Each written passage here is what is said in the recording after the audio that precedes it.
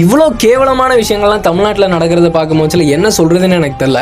ஒரு 2 நாளுக்கு முன்னாடி கோயம்புத்தூர் விமான நிலையத்துக்கு பின்னாடி ஒரு ஆணும் பெண்ணும் நைட்டு 11 மணிக்கு இருந்து பேசிட்டு இருக்காங்க. அப்போது மதுபோதையில் வந்த 3 பேர் அந்த காரு கண்ணாடியெல்லாம் உடச்சி அந்த பையனை போட்டு அடிச்சுட்டு அந்த பொண்ணை தூக்கிட்டு போயிட்டு பாலியல் வன்புணர்வு பண்ணியிருக்காங்க. இவங்களுக்குலாம் இந்த தைரியம் எங்கேருந்து வருது?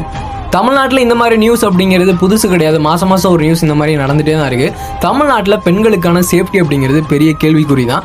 சின்ன குழந்தையிலேருந்து வயசான பாட்டி வரைக்கும் யாரையுமே விட மாட்டாங்க. இது காரணம் என்ன அப்படின்னு பார்த்தீங்கன்னா, இங்கே எவனுக்கும் பயம் கிடையாது. பண்ணுவோம், என்ன நடந்துட போகுது, பெரிய தண்டனை ஒன்றும் நமக்கு கடிச்சிட போகிறது கிடையாது, கொஞ்ச நாளாக நம்ம வெளியே வந்துடுவோம் அப்படிங்கிற ஒரு தைரியத்தில் தான் எல்லாரும் பண்ணுறாங்க அப்படிங்கிற நான் நினைக்கிறேன். இதுக்கு என்ன சொல்யூஷன் அப்படின்னு பார்த்தீங்கன்னா, யாராவது ஒரு 2-3 பேர் இந்த மாதிரி பாலியல் ரீதியாக குற்றம் பண்ணுறவங்களுக்கு மரண தண்டனை கொடுங்க. டெத் சென்டென்ஸ் கொடுத்துட்டீங்க அப்படின்னா அடுத்து இந்த மாதிரி பண்ணணும்னு நினைக்கிறேன் கண்டிப்பா பயம் வரும். இல்லை அப்படின்னா நம்ம பண்ணுவோம், என்ன நடந்துற போது, கொஞ்ச நாள் ஜெயிலருக்கு போகிறோம், திரும்ப வரப்போகிறோம் அப்படிங்கிற ஒரு தைரியத்தில் திரும்ப பண்ணிகிட்டே தான் இருப்பாங்க.